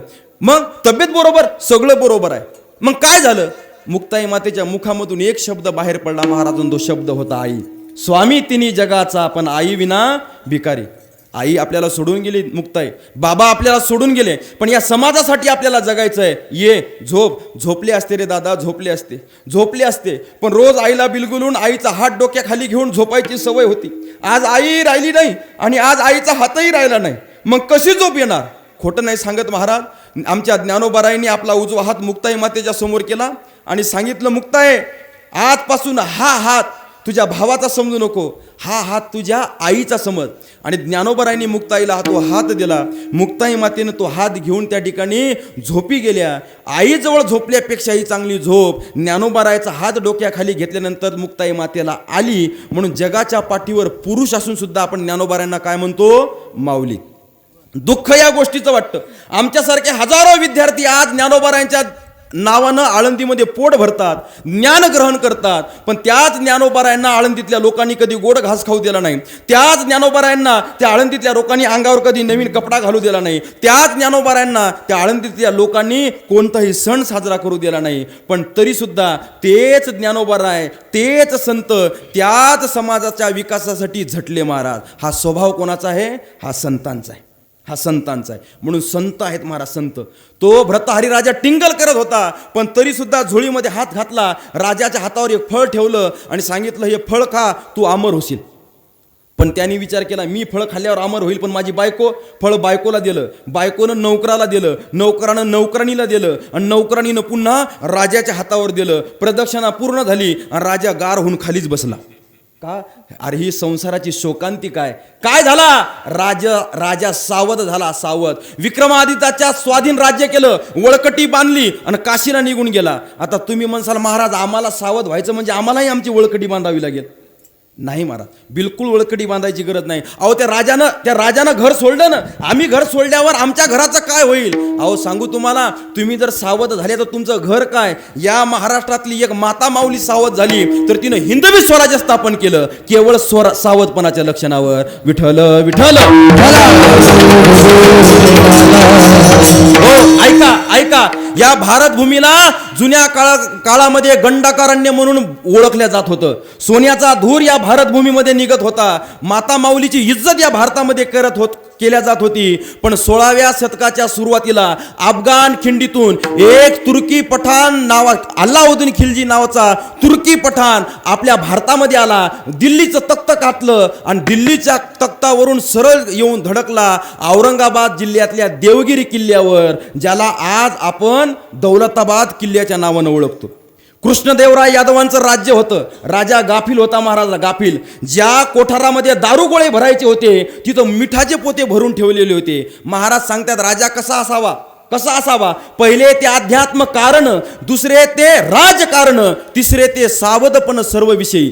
पण बेसावध होता राजा, व्हायचा तो घात झाला महाराज. त्या ठिकाणी कृष्णदेवराय यादवांना ठार करण्यात आलं. 6 मन पाचू, 6 मन रत्न, 6 मन सोनं, सोबत कृष्णदेवराय यादवांची कन्या सुद्धा त्या अल्लाउद्दीन खिलजी नावाच्या तुर्की पठाणानं लुटली. आणि ती महाराष्ट्राला पहिली काळ रात्र लागली, पहिली काळ रात्र.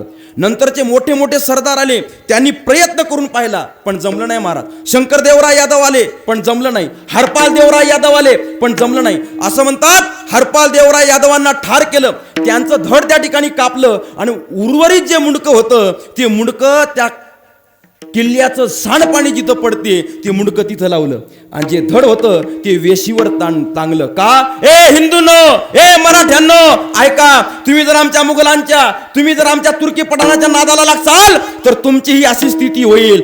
आओ और खाओ इसको. त्या चिलकव्यांना, त्या गिधाडांना त्या ठिकाणी बोलवलं महाराज. तोंडापर्यंत गेलेला घास मुखात जाईल का नाही याची शाश्वती नव्हती. आमच्या माता माऊलीची आबरू वेशीला टांगल्या जाऊ लागली. काय करावं? सगळ्या संतांनी भगवंताला आर्जव केला आणि वेरूळच्या भोसले घराण्यामध्ये 2 तारे जन्माला आले. एक म्हणजे विठोजी आणि एक म्हणजे मालोजी. मालोजींचाच पुत्र म्हणजे शहाजी राजे, आणि शहाजी राजांचा विवाह झाला लखुजी जाधव यांच्या कन्येशी, आणि त्या म्हणजे आमच्या जिजामाता. वय होतं महाराज 8 ते 10 वर्ष. पण 8 ते 10 वर्ष वय असताना सुद्धा त्यांनी जेव्हा समाजाकडे पाहिलं, माता माऊलीची आबरू वेशीला टांगलेल्या जाऊ लागली हे जेव्हा त्यांनी पाहिलं, त्या ठिकाणी माझा बळीराजा दुःखी आहे हे जेव्हा त्यांनी पाहिलं, तेव्हा त्यांनी भवानी मातेकडे अर्जव केला. संपत्ती नको, श्रीमंती नको, सत्ता नको, देवी माता तुला काही द्यायचं असेल तर माझ्या या उदरातून असा मुलगा दे की जो माता माऊलीचं रक्षण करू शकतो, जो माता माऊलीचं रक्षण करू शकतो. त्यावेळेस 16व्या शतकामध्ये 1630 साली त्या ठिकाणी जिजामातेच्या उदरातून छत्रपती शिवाजी महाराज जन्माला आले. मी बोलतो कशा करताना तरुणांना लक्षात द्या. आता आपण जयंती काढू, आणि जयंती काढल्याच्या दिवशी आपण छत्रपती शिवाजी महाराजांच्या नावानं जय जयकार करू. राजे तुम्ही पुन्हा जन्माला या, राजे तुम्ही पुन्हा जन्माला या. पण ऐका तरुणांनो, राजे हे जन्माला येत नसतात, राजे हे घडवावे लागतात. छत्रपती शिवाजी महाराज आई जिजाऊच्या उदरातून हातात ढाल आणि तलवार घेऊन जन्माला आले नाही. ते तुमच्या आमच्यासारखे साधारण बालकच जन्माला आले. पण महाभारत, रामायण आणि शूरवीरांच्या कथा जिजामातांनी त्यांना सांगितल्या. त्यांचं रक्त हिंदवी स्वराज्य स्थापन करण्यासाठी परावृत्त केलं. तेव्हा वयाच्या 16व्या वर्षी घृष्णेश्वराला रक्ताचा अभिषेक केला आणि छत्रपती शिवाजी महाराजांनी स्वराज्याचं तोरण बांधलं. राजे हे घडतात.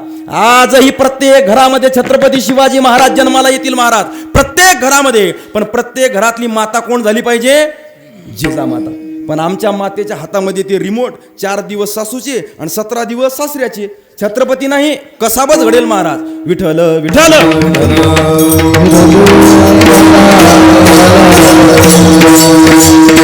म्हणून मी बोलतो कशा करताना लक्ष देऊन ऐका. छत्रपती शिवाजी महाराजांचं चरित्र तुम्हाला कॉपी करायचं आहे ना, नक्कीच छत्रपती शिवाजी महाराजांची दाढी कॉपी करा, नक्कीच करा. छत्रपती शिवाजी महाराजांची चंद्रकोर कॉपी करा, नक्कीच करा. पण फक्त दिसणं नका कॉपी करू. तुम्हाला आमच्या राजाचं काही कॉपी करायचं असेल ना महाराज, तर चरित्र कॉपी करा. नाही का, कल्याणच्या सुभेदाराची सून आणली आणि माता म्हणून वापस पाठवली. तिला पाहुणी आई म्हणाला राजा तो शिलवान, अरे आनंदाने नाचत होते हिंदू मुसलमान. ते राज्य जर कोणाचं असेल तर ते म्हणजे आमच्या छत्रपती शिवाजी महाराजांचं राज्य होतं. पण आज आमच्या तरुणाकडे जर आम्ही पाहिलं तर फार शोकांतिका वाटते. कुठे छत्रपती शिवाजी महाराजांचं चरित्र आणि कुठे आमचे तरुण? कॉलेजमध्ये 2 मुलं जर त्या ठिकाणी चर्चा करत असताना जर आपण पाहिले, आता या जाग्यावर ते शब्दही उच्चारू नये, का रे तुझे लफडे किती आहेत म्हणतात. महाराज, प्रेम या शब्दाला काळीमा लावली, काळीमा. काय म्हणतात प्रेम? एखादा मुलगा एखाद्या मुलीच्या मागे लागतो, माझं तुझ्यावर प्रेम आहे, माझं तुझ्यावर प्रेम आहे. पण बापाच्या इज्जती खातीर, आई वडिलाच्या इज्जती खातीर ती मुलगी त्याच्या प्रेमाला नकार देते. जो मुलगा म्हणतो माझं तुझ्यावर प्रेम आहे, त्या मुलीने नकार दिल्यानंतर तोच मुलगा त्या मुलीच्या तोंडावर ऍसिड फेकल्याशिवाय राहत नाही. याला प्रेम म्हणतात का? नाही महाराज, याला प्रेम नाहीत म्हणतात. प्रेम कशाला म्हणतात? जगाच्या पाठीवर ती व्यक्ती कुठेही असो आणि कोणासोबतही असो, पण ती सुखात राहिली पाहिजे, ही भावना माझ्या अंतःकरणात त्या व्यक्तीविषयी राहणं, याला म्हणतात प्रेम. याला म्हणतात प्रेम. त्याला प्रेम म्हणत नाहीत महाराज. लक्ष देऊन ऐका. छत्रपती शिवाजी महाराजाचं चरित्र आपल्याला कॉपी करायचं आहे. पण आपले वाद चाललेत महाराज या लफड्यामध्ये, या भानगडीमध्ये. क्यों लढते हो यारो लडकियों के लिए. लक्ष देऊन ऐका तरुणांनो. क्यों लड़ते हो यारो लड़कियों के लिए, दुपट्टा बिना देखी जख्म के लिए, मरना है तो मरो देश के लिए, तिरंगा मिलेगा कफन के लिए. जगायचं आहे ना तुम्हाला तर देशासाठी जगा, मरायचं आहे ना तुम्हाला तर देशासाठी मरा.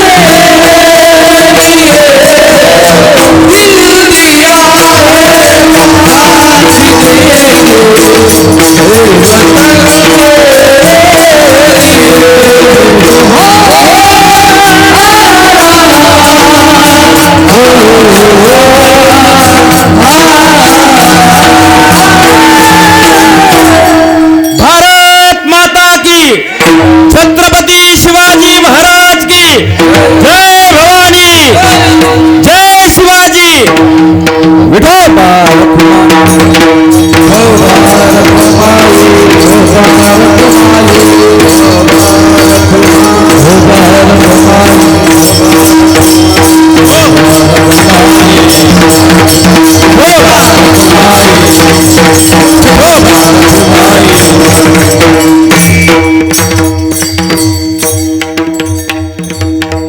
म्हणून मी तुम्हाला बेसावध पडले आणि सावध झाल्यावर काय होईल तर आपलं घर सोडा हो, हिंदवी स्वराज्य स्थापन होईल तेही सांगितलं. म्हणून संत आपल्याला जाग करण्याचं काम करतात. जगजोगी जगजोगी जाग जाग बोलती. संत तुम्हाला आपल्याला जाग करण्याचं काम करतात. म्हणून सावध व्हा.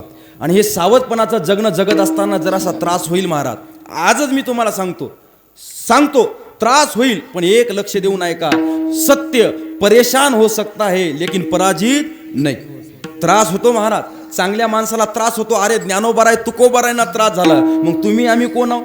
पण तरी सुद्धा जर आपल्याला इज्जतीनं जगायचं असेल, अभिमानानं जगायचं असेल तर माणसानं सत्यानं जगलं पाहिजे आणि सावधपणानं जगलं पाहिजे. सावधपणानं जगलं पाहिजे. जरासा त्रास होईल. एक उदाहरण सांगतो आणि मग तुमच्या लक्षात येईल. बघा, जुना काळ आणि जुन्या काळामध्ये आतासारखे MBBS doctor, BHMS doctor, MD doctor, BDS doctor असे डॉक्टर नव्हते. मग जुन्या काळात वैद्य होते. वैद्य त्यांच्याजवळ जर आपण गेलो तर ते आपल्याला विचारायचे नाही की काय झालं. ते काय करत होते, नाडी परीक्षा नाही का. हे वात पित्त कफ हे 3 नाड्या आहेत ना, तिच्यावरूनच त्यांना कळत होतं की काय झालं. आणि ते औषध देत होते. काय टॅबलेट, गोळी, सलाईन, इंजेक्शन, काय जडीबुटीचं औषध. जंगलामध्ये जायचं, जडीबुटी आणायची, ती वाळवायची, त्याचा बुगा करायचा आणि भरणीत भरून ठेवायचा. असं एक वैद्य होते महाराज एका परिसरामध्ये. आणि त्यांच्याजवळ इतकं जालिम औषध होतं. पोट दुखलं तेच औषध, डोकं दुखलं तेच औषध, हातपाय दुखले तेच औषध, एकच औषध. काही दुखू द्या, ते औषध घेतलं की ठणठण होत होतं. पण कोणतीही बिमारी नसताना ते जर औषध पोटात गेलं तर महाराज गॅस्ट्रो संडास लागल्याशिवाय राहत नव्हती. हे त्याचं रिॲक्शन होतं. पण औषध कोण घेत होतं, जे बिमार आहे तेच औषध घेईल ना. जो बिमार नाही तो औषध घेईलच कशाला. पण त्या वैद्यजींची जो प्रचार प्रसार होता तो इतका लांबला आणि इतकं त्यांचं गुणगान झालं, गुण यायला लागला ना. आणि गर्दीच्या गर्दी महाराज पेशंटची. त्या वैद्यजींना वेळ मिळत नव्हता. ते भरणीतलं औषध कागदात टाकायचं, त्याची पुडी बांधायची आणि त्यांना द्यायची. वेळच मिळत नव्हता. मग त्या वैद्यजीनं काय केलं, त्याच परिसरातला एक बाळू त्यांनी एक आपला कंपाऊंडर, ते डॉक्टरसोबत हेल्पर नसते का, तसा कंपाऊंडर म्हणून ठेवला. त्याचं एकच काम, पुडी बांधायची पेशंटला द्यायची, पुडी बांधायची पेशंटला द्यायची, एवढंच त्याचं काम. 2-3 दिवस त्या बाळूनं लक्षात ठेवलं. म्हणजे कोणताही पेशंट येऊ द्या, कोणताही रोग येऊ द्या, कोणतंही दुःख नाही येऊ द्या, आपले वैद्य म्हणे हे एकाच भरणीतलं औषध देतात. मग हे असं जर असेल तर आपण पुड्या बांधत बसल्यापेक्षा भरणी जर गायब केली तर आपणही डॉक्टर होऊ शकतो.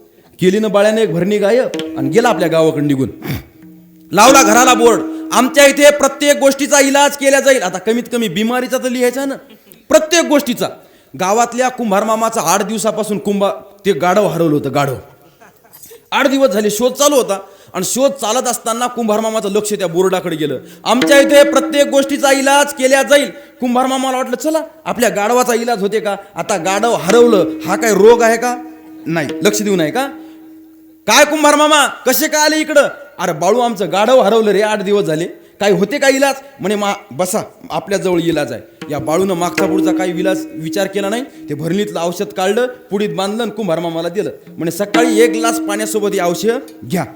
काही बिमारी नसताना कुंभार मामानं सकाळी 1 ग्लास पाण्यासोबत ते औषध घेतलं आणि कुंभार मामाची ड्युटी चालू झाली. उचला डबा की पळाले गावाबाहेर, उचलला डबा की पळाले गावाबाहेर. 7 वेळेस झालं आणि 8व्या वेळेस डबा घेऊन कुंभार मामा ज्या बाजूला बाहेर गेले त्या झुडपाच्या मागं कुंभार मामाचं गाढव सापडलं.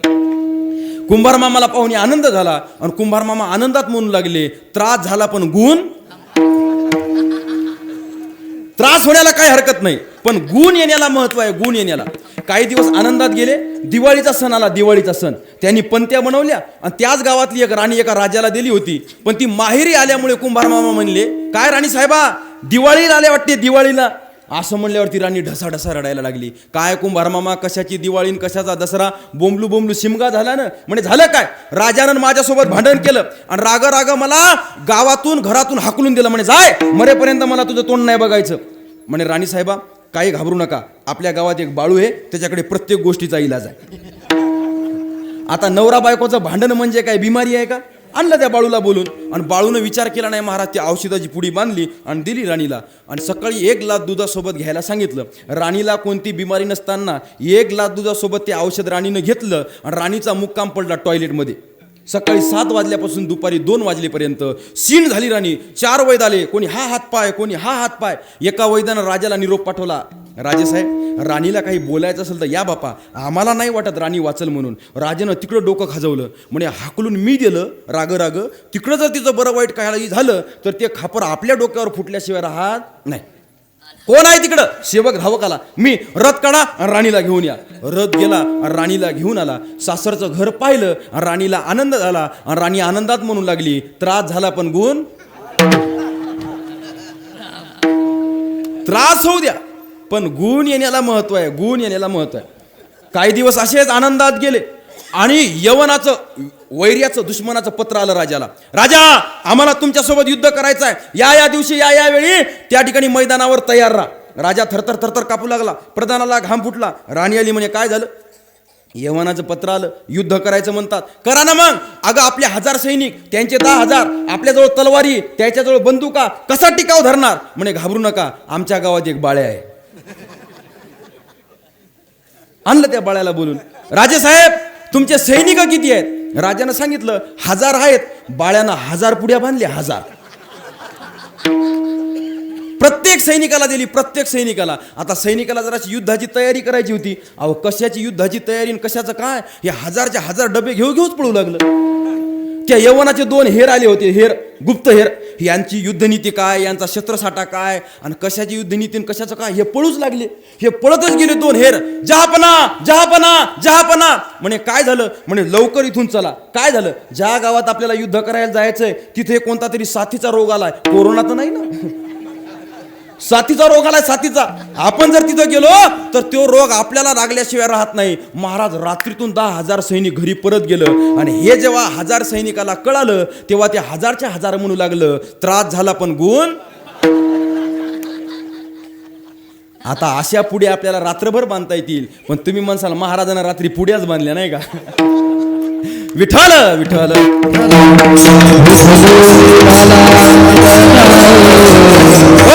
म्हणून मी बोलतो कशा करताना लक्ष देऊन ऐका, एक लक्ष देऊन ऐका. सावध पण जीवनामध्ये असणं फार गरजेचं आहे. चांगलं काय, वाईट काय, सत्य काय, असत्य काय, खरं काय, खोटं काय, याचा आपण विचार केला पाहिजे. महाराज सांगताय सारासार विचार करा. आणि हे केव्हा होईल? जेव्हा तुम्ही सावध व्हाल तेव्हा. पण आपण महाराज बेसावध झालोय. कधीतरी स्वतःच्या नजरेनं पाहायला शिका. दुसऱ्यांनी चष्मा लावला आणि त्याच नजरेनं पाहायचं नाही का? म्हणून ही सवय त्या ठिकाणी सोडून द्या आणि त्या ठिकाणी काय करा महाराज, स्वतः सावध व्हा आणि स्वतः त्या ठिकाणी शिवाजी महाराजांचं चरित्र समोर ठेवा.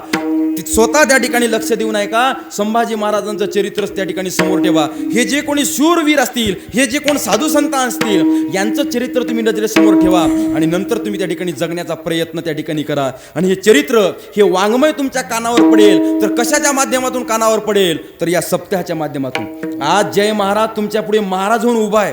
तुम्ही या ठिकाणी हजाराच्या शंकानी बसलाय आणि माझं कीर्तन ऐकताय. पण तुम्हाला सांगू, मी कीर्तनकार झालोय याचं खरं कारण जर काय असेल तर अखंड हरिनाम सप्ताह. शेषराव महाराजांना माहित आहे, आमच्या इकडे घरी वैयक्तिक कार्यक्रम असते, गुढीपाडवा ते रामनवमी. आता या वर्षी आमच्या सप्ताहाचं 100वे वर्ष आहे, शताब्दी महोत्सव बरं का. 100वे वर्ष आम्ही त्या ठिकाणी साजरं करणार आहोत. बाबासाहेब महाराज इंगळे, चंद्रशेखर महाराज देगलूरकर, पांडुरंग महाराज घुले, प्रकाश महाराज जौंजाळ आणि जी वंश परंपरा आहे ना, नाथ महाराजांचे वंशज योगीराज महाराज नाही का, नामदेव महाराजांचे वंशज केशव महाराज नामदास, तुकाराम महाराजांचे वंशज मोरे महाराज, या सगळ्यांची कीर्तनाची सेवा त्या ठिकाणी आम्ही सप्त्यामध्ये घेतली आहे. आमची पाहुणे म्हणायचे आमच्या बाबांना, काय सप्त्यामध्ये खर्च करता हो, उगा 1,00,000-2 लाख रुपये वर्षाचे जातात. एवढा जर तुम्ही संचय केला तर पुढे तुम्हाला सुखदुःखाला कामा पडेल. आमच्या बाबाचं उत्तर तुम्हाला सांगतो ऐका. ते म्हणायचे, वर्षाकाठी 1,00,000-2 लाख रुपये मी वाचवले आणि हे जर सप्ताह मी केला नाही आणि आमचे मुलं जर संस्काराला न लागता बेसंस्काराला लागले आणि वर्षाला एकर विकून दारू पिऊ लागले तर त्याच्यापेक्षा वर्षाला 1-2 लाख रुपये खर्च केलेला कधीही बरा. आणि आज तुम्हाला सांगतो आमच्या घरात कोणीच कलाकार नाही, कोणीच नाही, कोणी कीर्तनकार नाही, कोणी गायक नाही, कोणी काही नाही. माझं स्वतःचं इंजिनिअरिंग झालं इलेक्ट्रॉनिक आणि टेलिकम्युनिकेशनमध्ये, बरं का.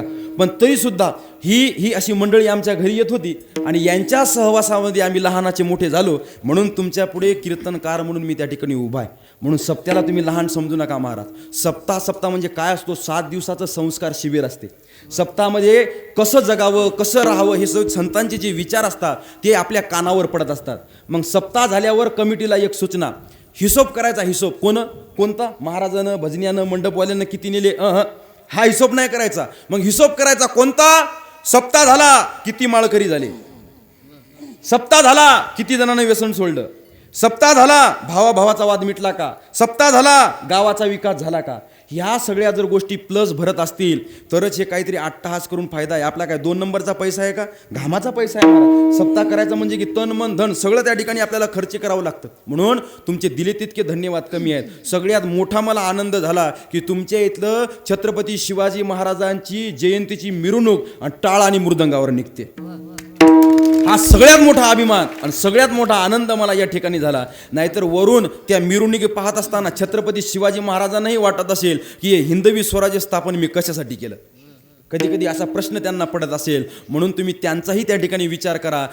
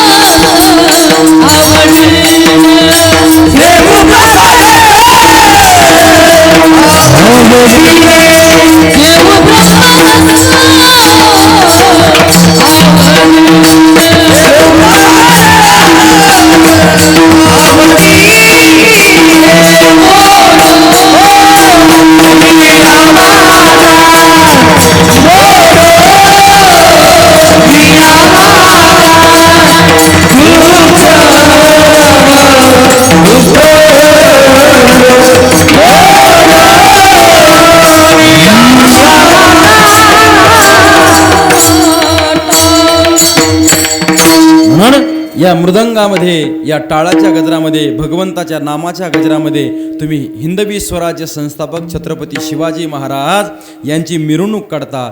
म्हणून तुम्हाला दिले तितके धन्यवाद कमी आहे. पण नुसतं त्या दिवशी मिरवणूक काढून तो विषय त्या ठिकाणी संपत नाही. मिरवणूक कशासाठी काढायची, हा विचार कशासाठी ऐकायचा, तर छत्रपती शिवाजी महाराजांचं चरित्र काय आणि आम्ही त्या ठिकाणी कसं त्या ठिकाणी वागतोय. म्हणून हात जोडून तुमचं लेकरू म्हणून तुम्हाला त्या ठिकाणी विनंती आहे. काय तरुणांनो, विशेष करून तुम्हाला जर एखादं वाईट व्यसन असेल तर ते वाईट व्यसन सोडून द्या. तंबाखूचं असेल, गुटख्याचं असेल, दारूचं असेल. आता तंबाखू, गुटखा, दारू पिणारे कीर्तनात येऊन बसत नाहीत. पण चुकून जर कोणी आला असेल तर राग येऊ द्या माझा. पण हात जोडून विशेष करून महिला मंडळी तुमच्या हातामध्ये आहे. ही पुढची त्या ठिकाणी संस्कार घडवण्याचं तुमच्या हातामध्ये. मुलांनाच काय, सगळ्यांना टाईट करण्याचं काम. मी फार दूरवरचा म्हणजे अगदी हे जे लहान लोण आहे ना अर्धापूर जवळ, या लहानला माझ्या मामाचं गाव आहे. माझ्या मामाचा गडी आहे गंगाधर नावाचा. खोटं वाटत असेल तर पाहुण्यांना विचारा तुम्ही. त्याची बायको मामाजवळ येऊन रडू लागली. पाटील काहीही करावं पण सांगा, पोरगी लग्नाला आली आणि हा दिवसभर काम करते आणि दिवसभर काम करून त्या ठिकाणी रात्री दारूमध्ये पैसा घालते. मामा म्हणत, का ग देवानी हात काय फक्त तुला बांगडे भरायला दिलेत का? नवरा आहे म्हणून काय झालं, वाईट मार्गावर चालतोय ना तो, त्याला चांगल्या मार्गावर आणण्याचं काम तुझं आहे, दे 2-3 झपके पाहून घेऊ काय होते ते. सांगितलं महाराज. हे हालन संध्याकाळी हालत डुलं. हे आल्याबरोबर हिनं स्वागतच केलं. हिनं उंबरट्यात पाय ठेवला की बायकोनं छन एक कानाखाली दिली. ते भटकन जाऊन पडलं खाली. कोण मारलं? ती म्हणे मी मारलं. तू मारलं? तिनं 2 मारले मारा. तिनं 2 माराव, हिनं 1 मारा. तिनं 2 माराव, हिनं 1 माराव. 6 दिवसाचा प्रोग्राम चालला. 7व्या दिवशी आल्यावर लपूलपूच पाहू लागलं. ही रोजच स्वागत करू लागली ना, लपूलपूच पाहू लागलं. 10-15 दिवसात सुटली, काय हरकत नाही. पण आता तसा तेवढा अट्टहास करण्याची वेळ येऊ नाही. म्हणून खरा भाग हा मला सांगायचा आहे, परिवर्तनाची गरज आहे. सप्ताह जर कशासाठी करायचा आहे तर परिवर्तनासाठी त्या ठिकाणी करायचा आहे. म्हणून विशेष करून जर काही वाईट व्यसन असतील, काही वाईट विचार असतील तर त्या ठिकाणी तुम्ही त्यागली पाहिजे. म्हणून पुनश्च एकदा वेळाचा निर्बंध असल्यामुळे सावध या शब्दावर आपण चिंतन करण्याचा प्रयत्न केला. म्हणून सावध व्हा. बाकीचं चिंतन करण्याचा कधी योग आला तर त्याचं चिंतन करण्याचा प्रयत्न करू. म्हणून पुनश्च एकदा सर्व सप्ताह कमिटी, गावकरी मंडळी या सप्ताहाला प्रत्यक्ष अप्रत्यक्षरित्या साथ करणारे, मदत करणारे प्रत्येकाचा मी या ठिकाणी आभारी आहे. आणि विशेष करून सांगतो महाराज, एकल्याचा नो हे खेळ म्हणून मेळ जमवल्या. आता या सगळ्या कलाकारासाठी एकदा जोरदार टाळ्या होऊ द्या. बरं का? हां, म्हणून या नियोजनामध्ये एवढे मोठे मोठे कलाकार सापडणं एक तर शक्य नाही. बरं, सापडले तर सगळेच्या सगळे एका ठिकाणी जमा करणं हेही शक्य नाही. पण तरीसुद्धा तुम्ही सगळ्या गावकरी मंडळीच्या प्रेमाखातीर ती ही सगळी गुणीजन महाराष्ट्रातली मंडळी आहे. बरं, म्हणजे जुन्या काळामध्ये तेव्हा तेवढं आपल्याला कॅसेटचंही ज्ञान नव्हतं. जे CD प्लेअर वगैरे आले होते ना, त्या काळामध्ये तेवढं कळतही नव्हतं. तेव्हा शेषराव महाराजांची गवळणीची ना अभंगाची कॅसेट होती, नाही का? त्यांच्या गवळणी ऐकून, त्याचे अभंग ऐकून महाराष्ट्रात कितीतरी कलाकार तयार झाले. म्हणून अशी गुणीजन मंडळी या ठिकाणी उपस्थित आहे. नवीन तरुण तडफदार त्या ठिकाणी 2 मृदंगाचार्य महाराज त्या ठिकाणी आहेत, बरं का? म्हणून त्यांचंही कौतुक करावं तितकं कमी. त्यांचेही धन्यवाद. आमचे चोपदार बाबा यांचेही धन्यवाद. विनेकरी बाबा यांचेही धन्यवाद. विशेष करून साऊंड सिस्टीमवाले यांचेही त्या ठिकाणी धन्यवाद. काहीतरी लकी ड्रॉ आहे, आम्हाला नंबर लागते का तिच्यातला कीर्तन करायला? आहे दिसायला काहीतरी तिथं. असो, गंमत. मी बोलतो कशा करताना त्यांचेही धन्यवाद. विशेष करून आता कसं आहे, ऑनलाईनचा जमाना आहे, नाही का? म्हणून आता यूट्यूबवर म्हणा किंवा फेसबुकवर म्हणा, आपल्या हातात त्या ठिकाणी मोबाईल आलेला आहे. मग तुमच्यापर्यंत सगळ्या गोष्टी पोहोचल्या असं पाहिजे.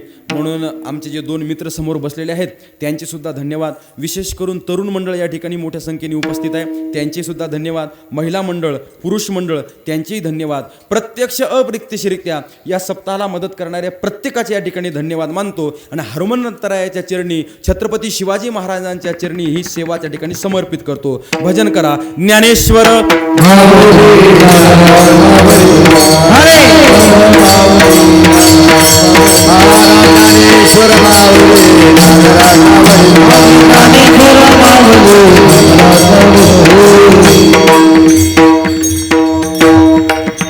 विठ्ठल जय जय